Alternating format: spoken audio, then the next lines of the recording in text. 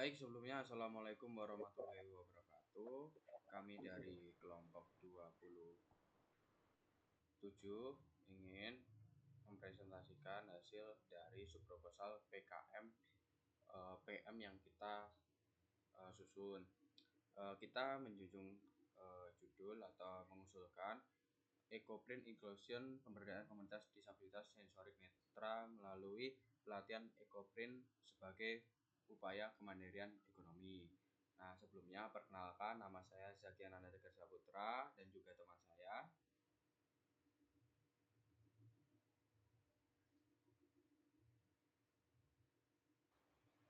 Saya Betran Septa Emanuel.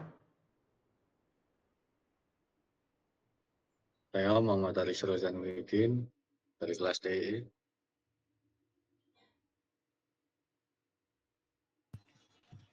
Saya Muhammad Agus Prastio.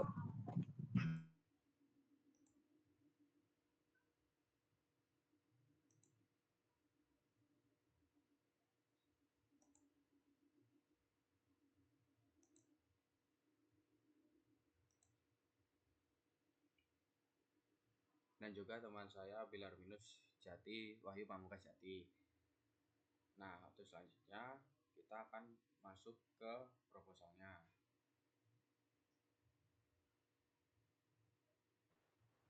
Sebelum masuk ke proposal, saya ingin menjelaskan daftar isi dari subproposal PKM. Jadi di daftar isi terdapat bab 1 yaitu pendahuluan, lalu bab 2 gambaran umum, bab 3 metode pelaksanaan, bab 4 ada biaya dan jadwal kegiatan, lalu yang terakhir ada daftar pustaka. Di sini saya akan menjelaskan mengenai bab 1 yaitu pendahuluan. Jadi di sini peningkatan kualitas hidup individu penyandang disabilitas merupakan salah satu prioritas pembangunan nasional. Sejalan dengan Sustainable Development Goals atau SDGs yang mengedepankan inklusivitas dan kesetaraan. Komunitas disabilitas sensorik netra atau tunanetra seringkali menghadapi tantangan signifikan dalam memperoleh akses ke pendidikan dan peluang kerja yang layak, yang pada akhirnya membatasi kemandirian ekonomi mereka. Banyak program pelatihan keterampilan yang tersedia cenderung bersifat visual, sehingga mengakomodasi kebutuhan mereka yang mengandalkan indera peraba dan pendengaran. Ecoprint itu merupakan sebuah teknik mencetak motif pada kain menggunakan elemen alam seperti daun, bunga, dan batang. Menawarkan potensi besar sebagai media pelatihan keterampilan yang inovatif. Teknik ini sangat bergantung pada sensasi sentuhan untuk merangkai dan menata pola. Oleh karena itu, Ecoprint sangat cocok diterapkan pada komunitas disabilitas netra. Proyek ini bertujuan untuk memberdayakan siswa di sekolah luar biasa Pertiwi Ngawi melalui pelatihan Ecoprint yang dirancang khusus mengoptimalkan indera peraba mereka. Lalu tujuan utama dari program ini adalah untuk memberikan pelatihan keterampilan baru yang inklusif dan relevan, menciptakan produk bernilai ekonomi yang dapat dijual, lalu yang terakhir meningkatkan rasa percaya diri dan kemandirian ekonomi pada peserta. Lalu di bab 2 ada gambaran umum yang akan dijelaskan oleh teman saya. Baik, untuk gambaran umum, masyarakat sasaran dari program ini adalah siswa-siswi disabilitas sensorik netra di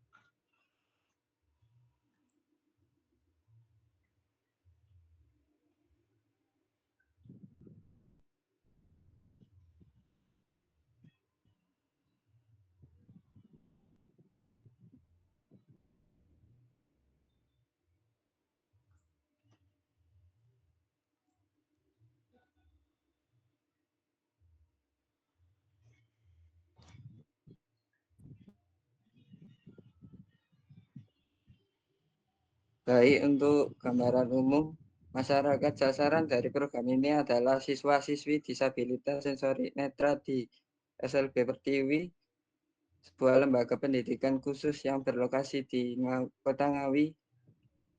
SLB tersebut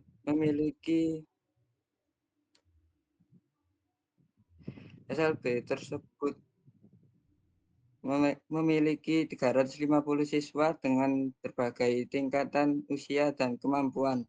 Sebagian benar dari mereka berasal dari keluarga dengan latar belakang ekonomi menengah ke bawah, sehingga keterampilan tambahan yang dapat menghasilkan pendapatan sangatlah penting. Selama ini, kurikulum di SLB tersebut sudah mencakup pelatihan vokasional dasar, namun belum ada program yang secara spesifik mengeksplorasi potensi seni dan kerajinan tangan yang bersifat non-visual secara mendalam. Pelatihan Ekoprint akan menjadi inovasi yang menjembatani kesenjangan ini, karena prosesnya mengandalkan taktilitas dan kreativitas tanpa tergantung pada penglihatan. Mitra dan kegiatan ini adalah pihak SLB Pertiwi yang akan menyediakan ruang pelatihan, sarana, dan membantu mobilisasi peserta.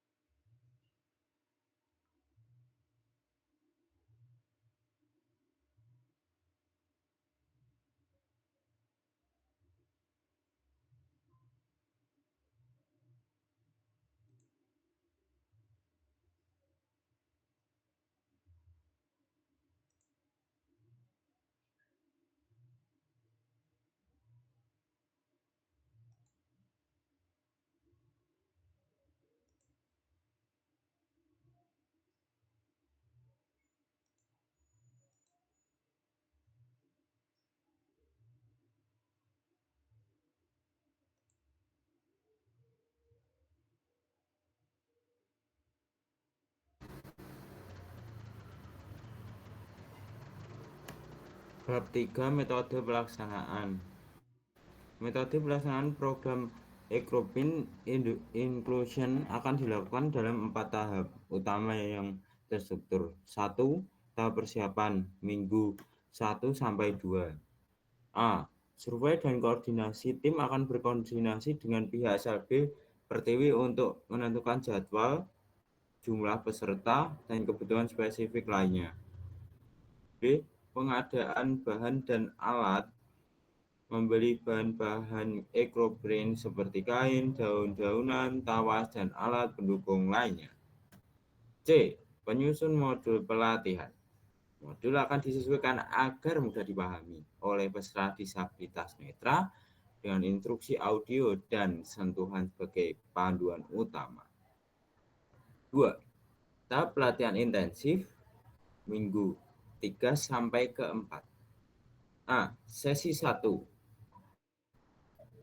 Pengenalan Ekoprint taktil. Peserta akan diperkenalkan dengan berbagai tekstur daun dan bunga serta dilatih untuk mengenali bentuk melalui sentuhan.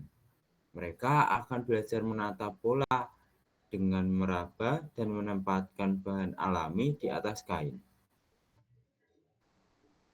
Sesi 2, proses fiksasi dan pewarnaan.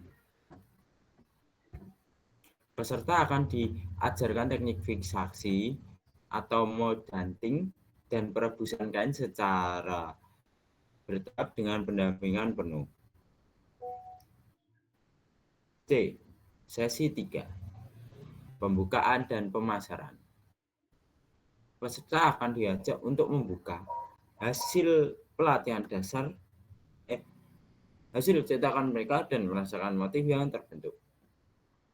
Tim akan memberikan pelatihan dasar tentang fotografi produk atau dengan pendampingnya, penulisan deskripsi produk, dan pemasaran online.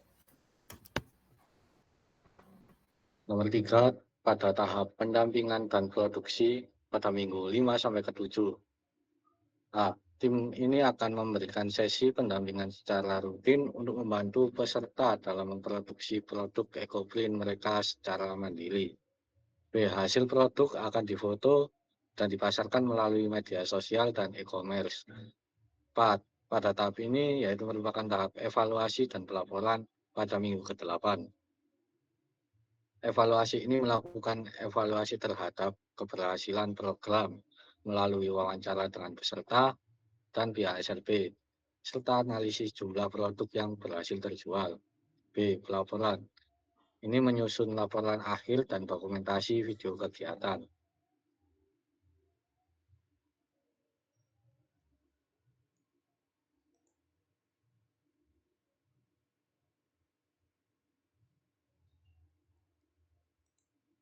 Baik, untuk selanjutnya adalah biaya dan jadwal kegiatan. Nah, untuk anggaran biaya yang pertama, kita membeli peralatan penunjang seperti kain, panci, kompor, dan lain-lain.